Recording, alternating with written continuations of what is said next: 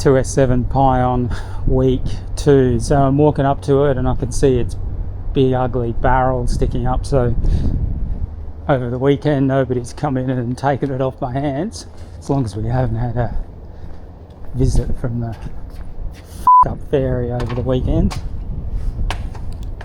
I'm pretty much 95% sure that that mass of spaghetti down there is hooked up correctly, and we've got the connections of the battery connected up properly so that when you try to start the thing that it sends 48 volts to the starter motor.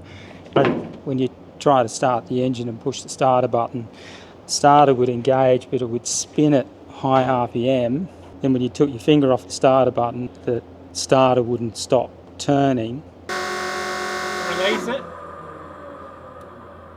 So I spent quite a bit of time down in here, which involved removing one of the air cleaner boxes, which wasn't a bloody easy job either. And so we've got the starter motor here, so we've got power connections going in, power connections going out. We've got additional electrical connection with some sort of a solenoid mechanism and switch in there, and it's actually got some oil hoses going into the starter motor, which I find highly unusual. Michael from Panzer Farm emailed me some beautiful starter motor drawings.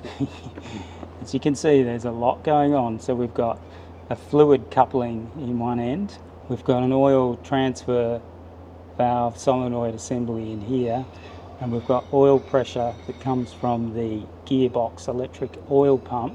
The idea being, when it comes to cranking the engine using the electric start, oil pressure is directed inside the starter motor to drive the meshing mechanism into mesh so that it actually turns the engine and starts it. And then that same mechanism reverses itself and bleeds oil pressure off once the engine's started, to allow the other part of the mechanism with the fluid coupling to rotate to actually provide charging when the engine is running.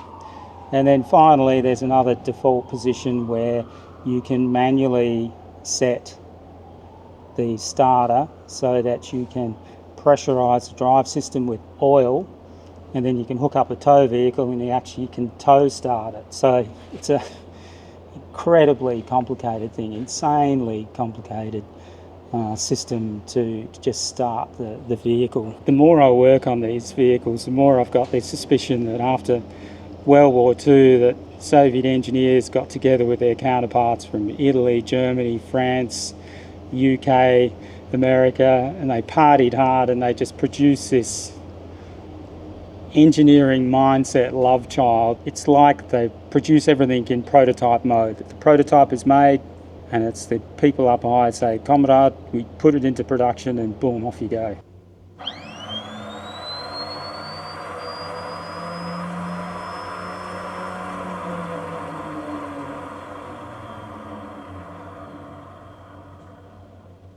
Back in the rear crew compartment again.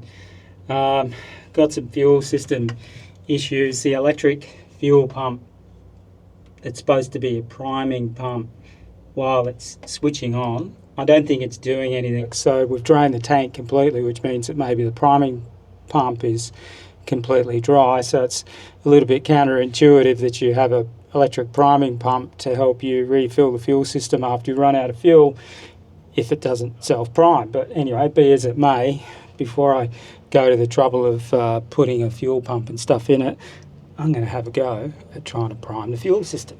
So what I'm looking for is this port here is for bleeding air out of the fuel filter assembly. So before, regardless how long I push the button for the priming pump, nothing would happen there. So fingers crossed.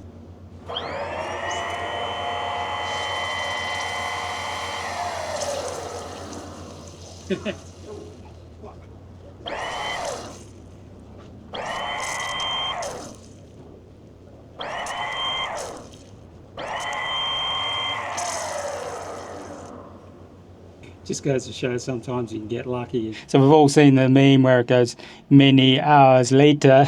Well, that's basically what it's like with tank repairs. And while I always enjoyed bringing you along to try and experience what I'm going through, it's not always possible because it's incredibly dull and boring. However, there are some times when you get to see some really, really cool stuff. Take a look at the heavy duty build quality of the electrical systems here. It really is quite impressive. Simple but incredibly solid. You know, the size of all the different electronics. I guess it's perhaps an example of maybe Soviet industry wasn't capable of miniaturizing stuff. I'm pretty sure that if you opened up a Soyuz space capsule or something like that, that a lot of the conventions in terms of the way wiring bundles are secured and things are routed and stuff like that probably hasn't really changed. These are all resettable circuit breakers. If they toggle off like that, it means that there's been some sort of an electrical issues. None of them were disconnected, so that's all okay. And then what we've got in behind here, a couple of 400 amp fuses and a 150 and 50 amp fuse, so gives you a bit of an idea that a fair bit of juice goes through here, so we've got to be very careful. Something else to take note of, the way that all of the electrics are in these heavy metal boxes. All the face plates are all metal and every single wiring harness is all covered in wire braid, and these wire braids are all individually earthed and grounded at one end, and the reason for that is to harden it against EMP, so you could light off a nuke up in the upper atmosphere and this thing would trundle along without a worry in the world. You'd probably have to put a new crew in it. I've gone and cleaned up the pins with a brush and just sprayed some contact cleaner inside both of them.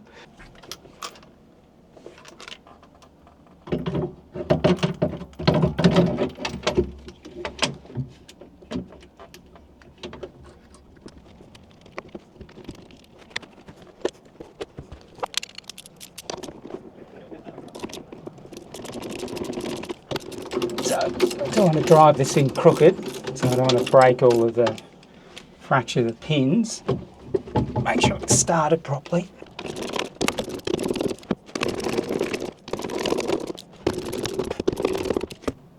Right, results wise. So we've got the fuel pump, which you now confirm that's working. Oil priming pump and transmission hydraulic pump. It's very satisfying that that's now working because it wasn't working before. So it's time to give it a go to see if we can get this thing to crank, huh? I'm just going to run the gearbox pump for a bit to get a bit of pressure up.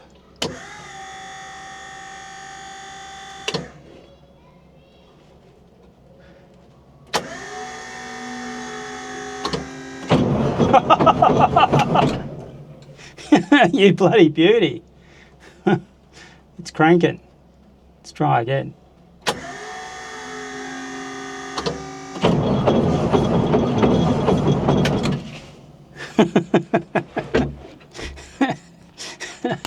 I'm a very happy camper. That's really grouse. All right, time to move on to the next thing. Put some fuel in this and have a go to see if we can actually get it to run. It looks like Steve's got it all running. Ready to run. We're going to have a look at this because this breather that we pulled apart last time, as you can see, it has leaked out a bunch of oil. My very important job in my safety brooks is to ensure that we have eyes on what's going on. Here we go.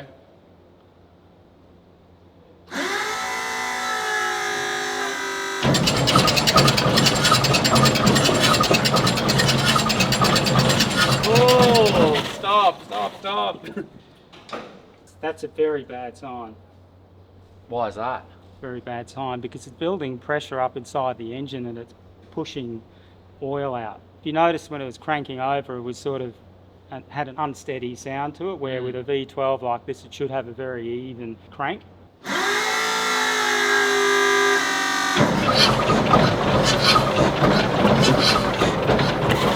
Alright, stop. Been pretty lucky so far with the stuff here that we've tried to resurrect at AusArmour that we've managed to get it going, but We may actually be up against something we'd finally call a showstopper. I was going to ask, is this a showstopper, Steve? We might have hit that infamous term, yeah, the real meaning of it. Bugger. Poor little Pion. Unless somehow I overfilled the oil system. I've probably tried to toggle the starter motor 30, 35, 40 times during the process of troubleshooting all this, and every time I push the starter button the engine oil priming pump runs for 3 or 4 seconds, and I'm beginning to think that I might have actually overfilled the engine's crankcase with oil. So I'm hatching myself a bit of a plan here to see if I can drain some oil out of the crankcase and then try it again before I condemn the engine, because this makes quite a bit of sense actually. Oh, it's definitely tight.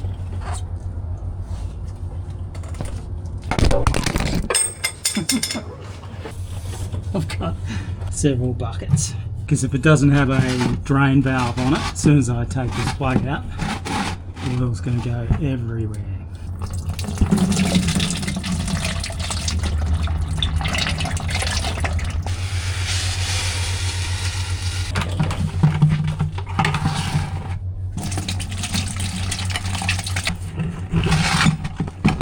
By now, probably the astute of you watching at home have realised that there's probably a bit too much oil in the crankcase. So that's 60 litres of oil I've pulled out of the engine so far, which I think is not right. I think I'm on to something here. So would anyone like to hazard a guess at how much oil I got out of the crankcase of the engine? This is my sheepish look on my face here. 75 litres, and that doesn't include the 10 litres or so that probably went out on the floor. So I think, Houston, that's our problem. Take oil out, put oil back in. Ah, look at that black gold.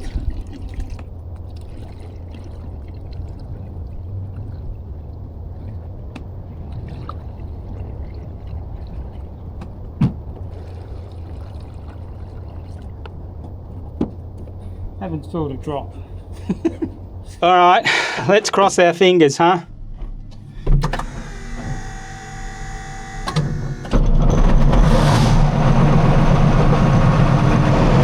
It's alive!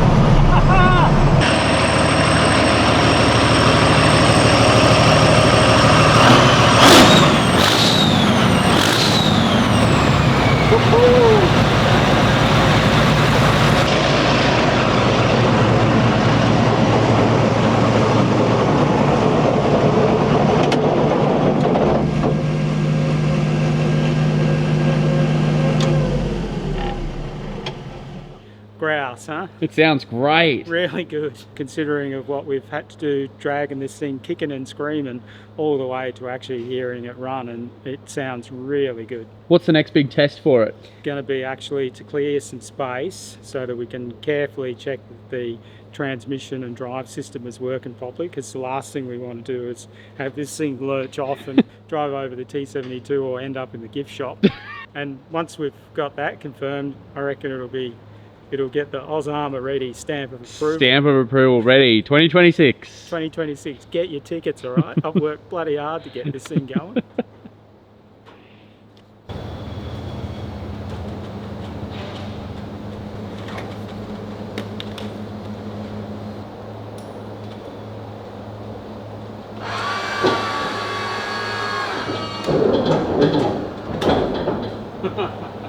Hope it doesn't have a flat battery that it's up.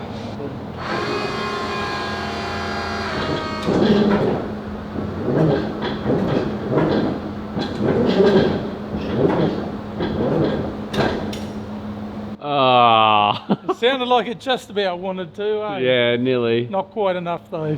Hopefully we have to put on the charger overnight. So we're going to hook these up tonight. And so that it's got plenty of electrons in the tank tomorrow to get to it release. Going.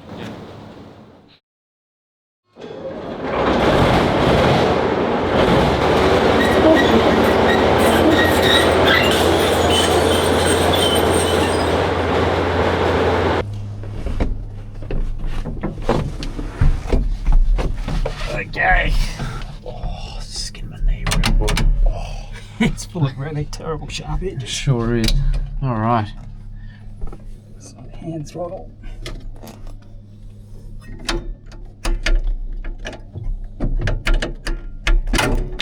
That works good.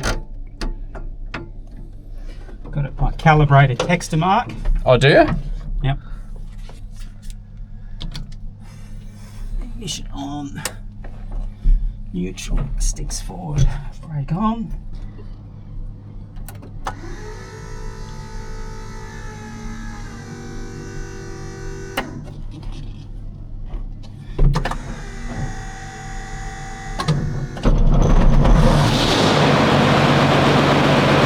Holy moly!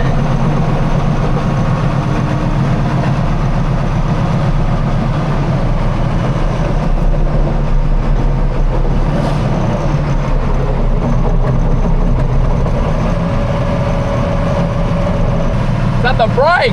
Yeah.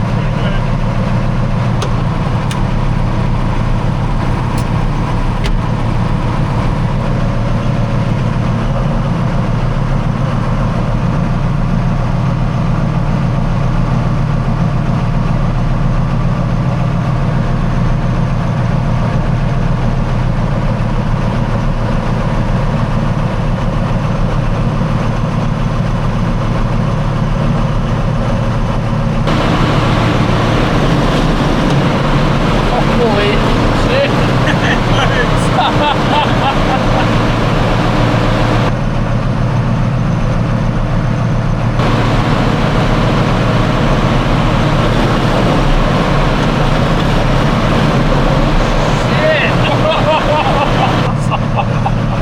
Oh my god!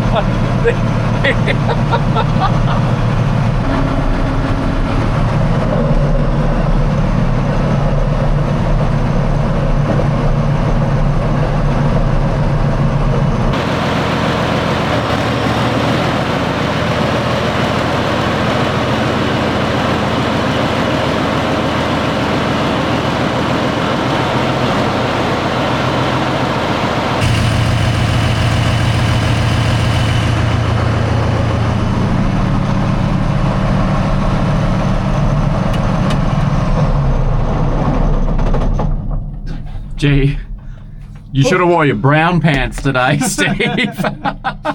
She's a real rock and roller, isn't it? Holy, that is scary. How does it feel to drive? It feels quite a lot like the T72, but unfortunately, I've got a problem with the transmission. Oh, you're kidding. The linkage is really tight, and I think it's stuck in reverse now. I had trouble getting it into first. Been through every system on the vehicle, so why not let's go through the transmission as well. Hey, but she moves. It moves. Oh, God. this is the actual gear selector here, and it's got like a tooth wheel with a quadrant with some writing on there, so that actually tells you what is the gear position that you've got. So we can sort of see that it is stuck in reverse. I've got absolutely no idea how any of this works. Just wiggle the gear lever again, Dave. Yeah. Just put your foot on the clutch. Yeah.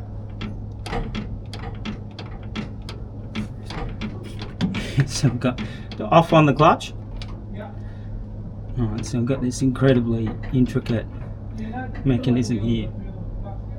It's probably duplicated on this side here. Maybe just put your foot on the clutch. Alright, so we've got twin clutch releases on this side, and just wiggle the gear lever. Another insanely complicated Soviet mechanism. Pull on the left steering tiller. Yep. Okay. Release. Yep. Pull again. Yep. Release. Yep. Pull on the right steering tiller. Release. Pull on it again. Release. Alright. what's caught my eye is if you have a look underneath this thing in here, it's got a little rotating wheel that's engaged with the inner part of the toothed gear. On the right hand side, this valve unit is pushed out and it's stuck in the V of the gear quadrant. So what does that mean? I think the optimist inside me is probably thinking that just due to inactivity, we may have a seized actuator, which is what's causing the gear shift to not to work. So fingers and toes crossed. Righto, so keep your eyes on this thing here. I'm going to have a go at pushing this back.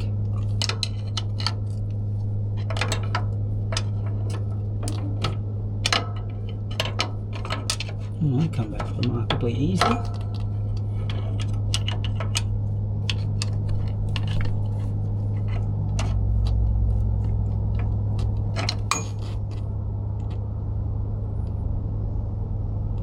Alright, dive into the driver's compartment and try and gear shift. He wants to wager a few beers whether this actually fixes the problem.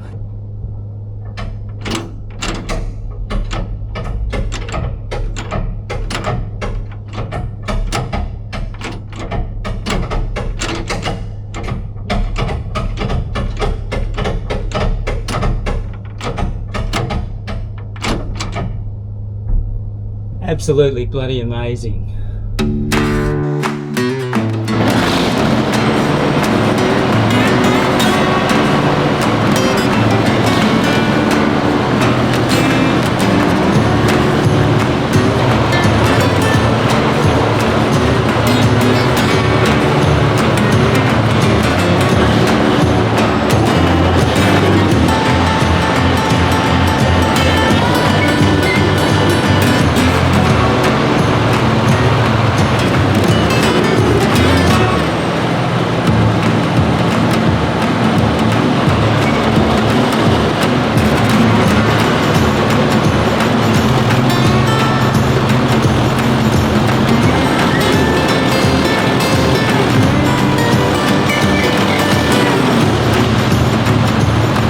This thing hasn't moved since it arrived here, and Steve's got it going, and just look at it.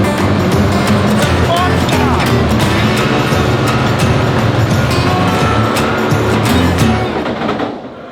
They said it couldn't be done. They said it wasn't a runner. Incredible to drive, the size of it, the way it rocks up and down, and but it's really responsive to the controls and stuff, and with Jason's sort of expert guidance, you can probably really get it into some really tight spaces. So, congratulations. Thank you. What an achievement, man. Oh. Have you seen Dune? The new Dune, Steve? You know that big bath that Lord Harkonnen comes out of? So it's gone finally.